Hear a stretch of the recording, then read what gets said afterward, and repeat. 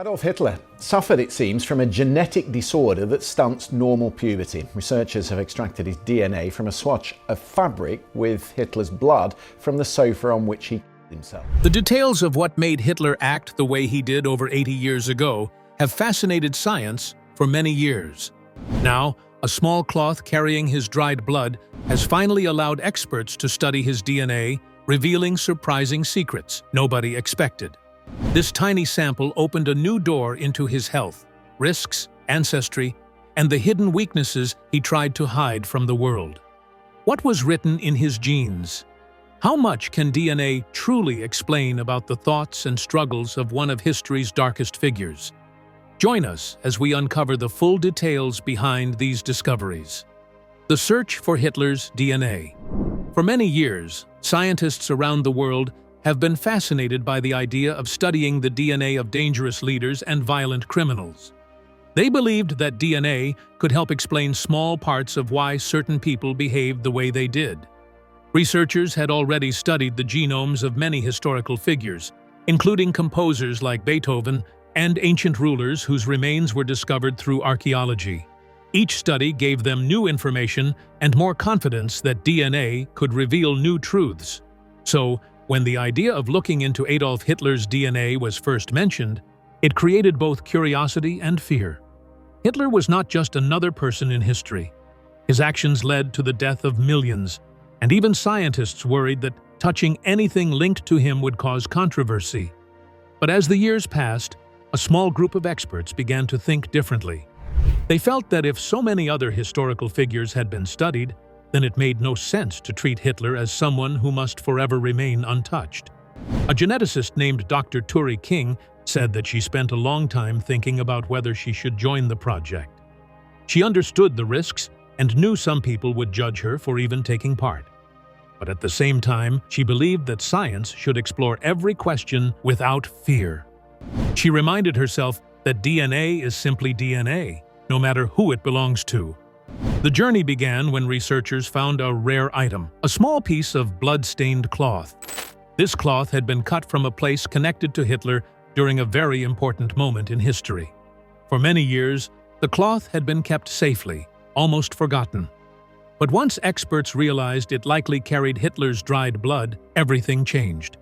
It became the single most valuable biological clue left behind from the dictator. Scientists believed that inside this tiny piece of fabric might be enough genetic material to reveal answers people had been asking for decades. Before they touched the cloth, the team looked at how DNA from other criminals and violent figures had been tested in the past. They saw patterns where genetics sometimes showed small risks for conditions like mental illness, delayed development, or rare disorders. Nothing in DNA could ever explain violence by itself, but it could show things that shaped a person's body and health. These earlier cases made the team wonder if Hitler's DNA might also show something unusual, something that historians had only guessed about. However, getting laboratories to handle the sample was harder than anyone expected. In Europe, several labs said they were interested at first, but when their boards heard the name Hitler, they quickly backed away. They feared public criticism. They feared being misunderstood. They feared being accused of trying to explain or justify evil with biology, which no responsible scientist wanted. So, one by one, the labs declined.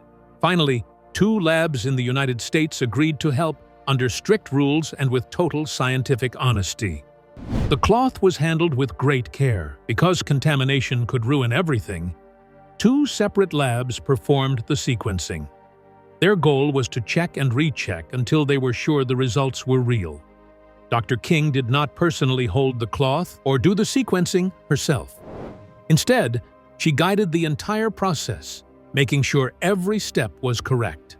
She also called in experts from the Pasteur Institute who studied genes linked to sexual development, since there were old rumors that Hitler had physical issues that affected puberty. The sample was run through different systems. One method looked for anything unusual without searching for a specific disorder. Another focused on conditions that historians had already suspected long ago, such as developmental delays or hormonal problems.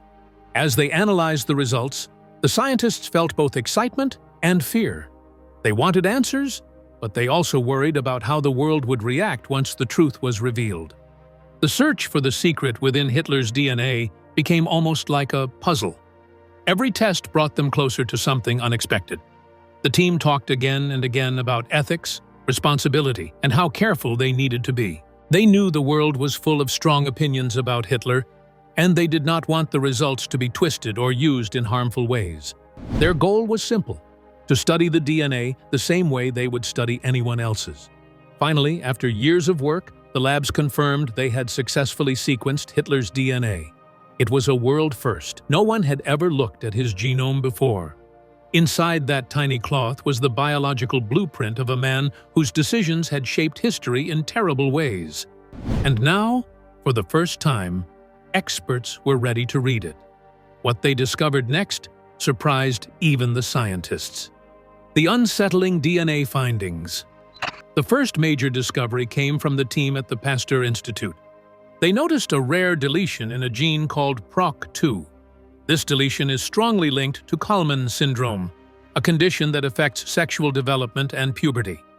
People with this disorder often have very low testosterone. Puberty may be delayed or not happen at all.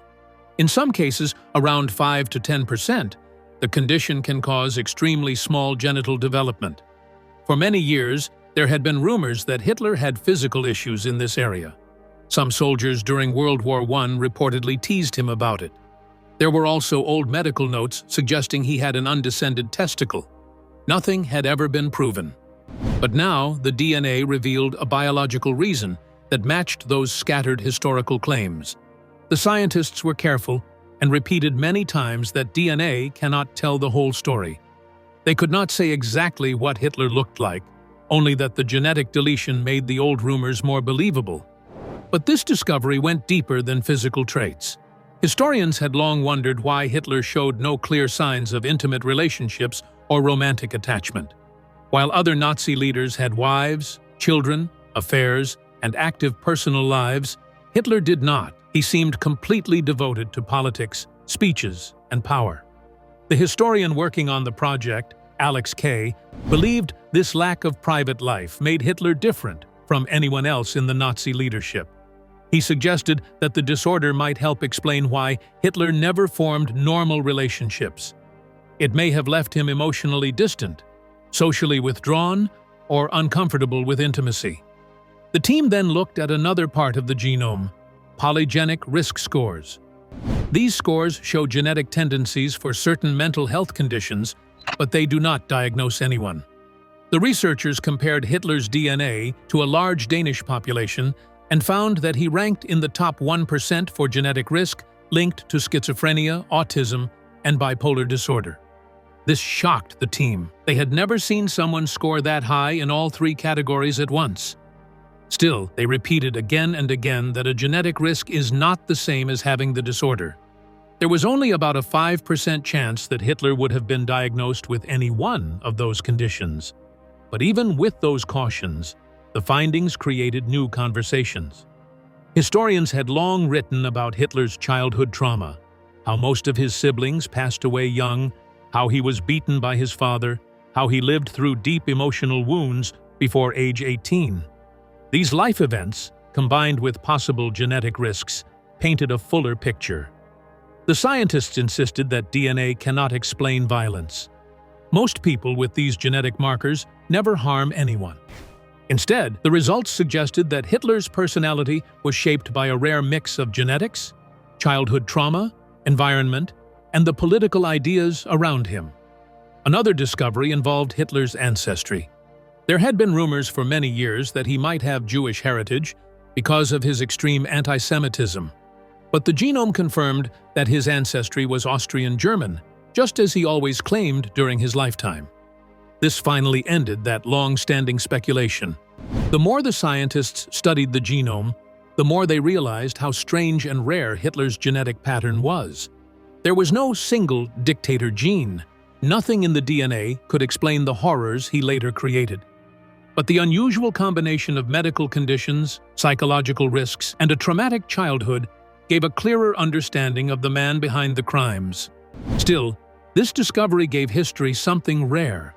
a biological window into one of the darkest figures ever known. And for the first time, the world could see the hidden details written inside his DNA, details that no one expected. So the main question remains: how did a man with an ordinary background rise to a position where he shaped one of the darkest eras of the 20th century? What early influences and social forces pushed him from obscurity into national power? The rise of a dictator, from failure to Führer. Adolf Hitler's path to absolute power began with a life marked by instability, frustration, and unresolved anger. He was born in Braunau am Inn, a small town in Austria, to a strict father who demanded discipline and a gentle mother who tried to protect him. His early years were shaped by loss. Several of his siblings passed away in childhood, and this created emotional strain inside the family. The constant tension at home made him distant and withdrawn. In school, he struggled with discipline and interest, failing more than once and disappointing his father's expectations.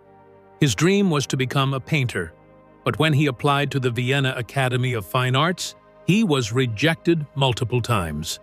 This rejection became one of the deepest wounds of his youth. His years in Vienna after leaving home were filled with poverty. He stayed in cheap lodgings and sometimes in homeless shelters. To survive, he sold small paintings and lived on unstable income. During this time, he absorbed the political climate of the city, which was filled with strong nationalist, racist, and anti-Semitic ideas. Vienna was a place where radical newspapers, aggressive public speakers, and street-level politics shaped public thinking. These influences played a major role in forming his worldview. He began developing resentment, believing that others were responsible for his failures. These beliefs later shaped his propaganda methods. When the First World War began, he enlisted in the German army and fought as a soldier on the Western Front. Life in the trenches exposed him to danger, hunger, and constant fear. He was wounded and spent time in military hospitals. His service earned him several commendations, but the defeat of Germany in the war shattered him emotionally. He saw the loss as a national humiliation and believed that internal enemies had weakened the country. This belief became central to his political ideas. After the war, Germany was in chaos. Economic crises, political violence, and widespread anger created an unstable society. Hitler joined a small political group called the German Workers' Party. His ability to speak to crowds and turn complex frustrations into simple messages quickly pushed him into leadership. He reshaped the group into the National Socialist German Workers' Party, also known as the Nazi Party. His public rallies drew large audiences, and he learned how to use fear, anger, and nationalism to gain support. In 1923, he attempted to overthrow the government in an event known as the Beer Hall Putsch. It failed, and he was arrested. During his prison sentence, he wrote a book outlining his ideology and future plans. After his release, he rebuilt the party with a stronger structure, focusing on elections, propaganda, and public influence. The Great Depression of 1929 created mass unemployment, hunger, and frustration across Germany. People became desperate for a leader who promised change. Hitler used this moment to present himself as the only person who could restore national pride, rebuild the economy, and create stability. Through constant campaigning and political negotiation, he gained broad support. In 1933, he was appointed Chancellor of Germany. Within months, he used emergency powers to suppress political opponents, remove democratic controls, and concentrate authority in his hands. Step by step, he dismantled free institutions and transformed the government into a dictatorship. So, how did his control over Germany turn into one of the most destructive periods in modern history? 12 years of terror, Hitler's reign, and crimes. Once Adolf Hitler secured power, he turned Germany into a tightly controlled state driven by fear, violence, and aggressive ideology. He removed rivals through a series of actions that destroyed political opposition. One of the major early events was the Night of the Long Knives, when he ordered the elimination of members of his own movement who were seen as threats. This action showed that he would use assassination to secure control. He then shut down competing political parties, restricted free speech, and used state propaganda to build an image of himself as a leader who could not be questioned. Nazi ideology became the foundation of state policy. It promoted the idea of Aryan racial superiority and claimed that some groups were inferior. These beliefs shaped laws, education, media, and even science. The government introduced eugenics programs that forced sterilizations and targeted people with disabilities. Minorities such as Jews, Roma, political dissidents, and others were singled out for discrimination and violence. These policies created a society where fear and hatred were encouraged, and ordinary people were pressured to follow the regime's expectations. The Holocaust was the central crime of the regime. It developed step by step, beginning with discrimination, forced segregation, and economic restrictions. Jews were pushed into ghettos under harsh conditions. Over time, the regime moved from persecution to organized genocide. Mobile assassination units began firing across Eastern Europe. Later, extermination camps were built for industrialized genocide. Millions of Jews and other targeted groups were assassinated. Hitler's leadership and ideology played a direct role in shaping the decisions that led to these crimes. Hitler's foreign policy was driven by expansion goals. He annexed Austria and took control of parts of Czechoslovakia. In 1939, he invaded Poland, triggering the Second World War. Early in the war, Germany used fast and aggressive tactics known as blitzkrieg to win quick victories. However, the war expanded beyond what Germany could sustain. Key turning points included the defeat at Stalingrad and the Allied landings in Normandy. As pressure increased, Germany faced shortages, internal collapse, and eventual defeat. His leadership style contributed to the downfall. He relied on personal instinct, isolated himself from outside advice, and issued erratic military orders. Generals who questioned him were removed or ignored. This rigid control damaged military strategy and created severe weaknesses in Germany's war efforts. By the final years of the war, his decisions were shaped more by denial and desperation than logic. So, as the war turned against Germany, what series of events pushed Hitler toward the final collapse of his regime? The private life that never existed. Adolf Hitler's private life was shaped by emotional gaps, early trauma, and difficulty forming healthy relationships. His childhood was defined by a strict and often violent father named Alois. He disciplined his children harshly, and this created a climate of fear inside the home. Hitler's mother, Clara, was gentle and deeply attached to him. She provided comfort and stability, but her care could not fully balance the emotional pressure created by Alois. As a child, Hitler experienced repeated family losses, including the deaths of siblings. These events left long-lasting emotional marks and influenced how he related to people later in life. He grew up with very few close friends. Teachers often described him as distant, stubborn, and difficult to manage. He did not fit easily into school life and often felt misunderstood. This early isolation became a constant pattern. He preferred to spend time alone, rarely opened up to others, and struggled to form stable social connections. Historians note that even in adulthood, he remained a person who avoided genuine friendships and relied mostly on followers rather than equals. His relationships with women were also troubled. One of the most well-known cases was his relationship with his half-niece, Geli Raubal. She lived with him for a period, and their relationship became emotionally controlling.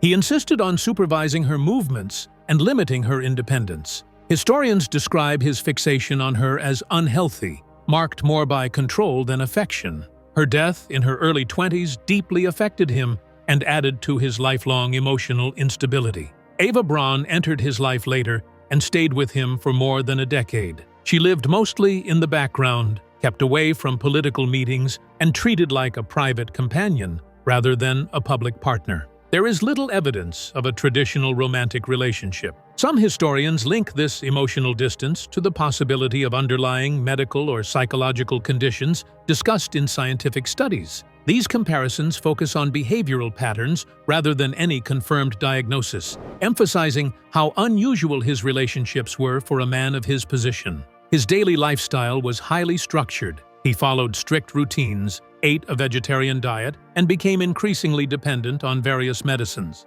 His personal doctor, Theodor Morell, provided him with a wide range of treatments, including stimulants, sedatives, and vitamins. Many of these substances were given without careful medical oversight. His dependence on these medications grew stronger as the war progressed. He became more paranoid, feared diseases, and demanded careful control over his surroundings. His health concerns often shaped how he behaved and made decisions. On an emotional level, Hitler lacked the normal forms of intimacy that most people develop through friendships, family, and romantic relationships. His emotional world became centered on ideology. Political goals replaced human connections. His beliefs provided structure, purpose, and validation. Historians often describe politics as his true partner, taking the place of a personal life, family bonds, or stable companionship. The result was a life shaped more by obsession than affection, and more by control than closeness. This pattern of isolation, emotional distance, and rigid routine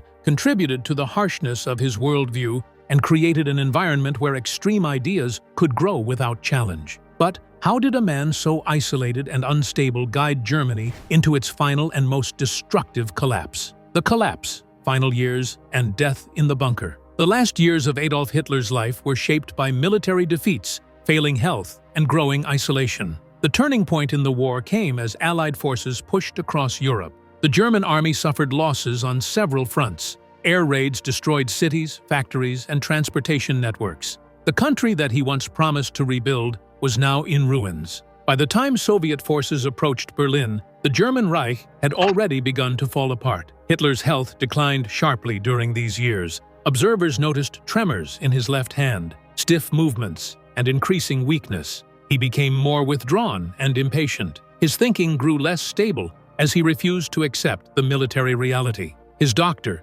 Theodor Morell, supplied him with numerous medications every day. These included vitamins, stimulants, and other substances that may have worsened his physical and mental condition. His dependence on these treatments created a cycle of instability. As his health weakened, his paranoia increased, and he became convinced that betrayal surrounded him. By early 1945, he moved permanently into the Führerbunker beneath the Reich Chancellery in Berlin. Life inside the bunker was dark, confined, and filled with tension. Generals brought reports of cities falling, armies collapsing, and supplies running out. Hitler reacted with anger, denial, and increasingly irrational orders. He refused to consider surrender and insisted that forces which no longer existed could still turn the war around. Those around him saw a leader completely detached from the outside world. Eva Braun joined him in the bunker, staying by his side during the final weeks. Her presence remained private, as it had throughout their relationship.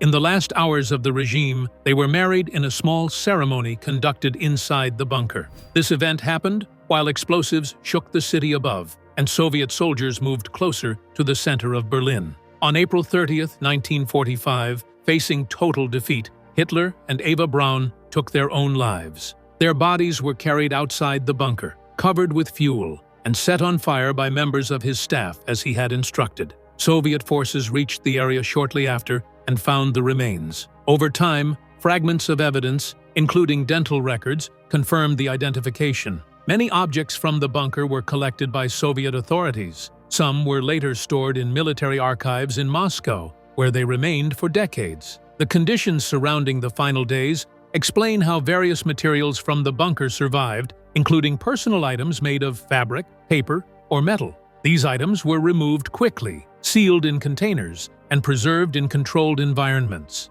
Their survival reflects archival protection rather than any special significance. Any reference to cloth samples or wartime materials must be understood in the context of general historical storage, not confirmed biological evidence. The collapse of Nazi Germany showed how a regime built on aggression, fear, and absolute control can fall rapidly when faced with united opposition and internal failure. Hitler's final moments were the end of a dictatorship that had caused immense destruction across Europe. After the fall of the regime, how did the world begin to uncover the full scale of the crimes committed under Hitler's rule? Why scientists became obsessed with his DNA? Scientists became deeply interested in Adolf Hitler's DNA because many parts of his life, health, behavior, and mental state were never fully understood. Even though historians have written about him for many decades, major gaps remain. His medical records are incomplete, and the witnesses who lived around him often described him in confusing and contradictory ways. Because of this, Researchers wanted to know if modern science could help answer questions that the past could not solve. Hitler had several health problems that were never clearly diagnosed. Some doctors who examined him said he had stomach issues. Others described tremors late in life. Some thought he had severe anxiety. Others believed he had depression or other psychological conditions. None of these observations were consistent, and no full medical files survived the war. This left scientists with a big mystery. What was real, and what came from fear, loyalty, or personal opinion? The lack of clear information created a desire to understand him through biological evidence rather than incomplete memories. Researchers studying political violence also had an interest in understanding how dangerous leaders are formed. They have long explored how childhood trauma, personality traits, ideology, and environment can shape a person. But many modern scientists wanted to add genetics to this discussion. They were not looking for a single cause of violence. Instead, they wanted to know how biology and the environment mixed together to influence long-term behavior. For them, DNA was not the answer to everything. It was only one part of a much bigger picture. This scientific curiosity was not only about Hitler as an individual, it was also part of a larger question. How do traumatic childhoods, strict environments, or early emotional wounds interact with biological factors? Researchers believed that learning from extreme cases might help them understand leadership, manipulation, and harmful behavior in general. They wanted to understand how certain traits can grow when a society is in crisis and a person gains unchecked power. However, studying Hitler's DNA created an ethical debate. Many people felt uncomfortable with the idea. Some worried that genetic research could lead to sensational claims or irresponsible theories. Others feared that DNA results might be used to excuse his crimes or mislead the public. There were also concerns about privacy and respect for victims of his actions. Because of these risks, some argued that the project should not be done at all. Scientists answered this by saying that careful, responsible research was safer than letting rumors spread unchecked. They believed that open scientific methods, clear communication, and strict guidelines would prevent misuse. They also wanted to ensure that any findings would be placed in proper context, showing that human behavior is shaped by many factors, not just genetics. Inside the laboratories, the work involved slow, detailed steps. Geneticists collected every available biological trace connected to Hitler. Historians cross-checked documents to confirm authenticity. For every sample, scientists used modern technology to remove contamination and compare the results with known reference points. Nothing was taken at face value. Every piece of data had to be matched with historical records and verified. The collaboration between historians and geneticists was important. Historians explained the social background, family history, and cultural environment. Geneticists explained what DNA could and could not reveal. Together, they combined scientific knowledge with historical context to avoid confusion or exaggerated claims. Eventually, while comparing genetic markers, scientists identified a deletion in the PROK2 gene. This gene is linked to certain developmental issues in rare cases. It does not determine behavior, and it does not create violence.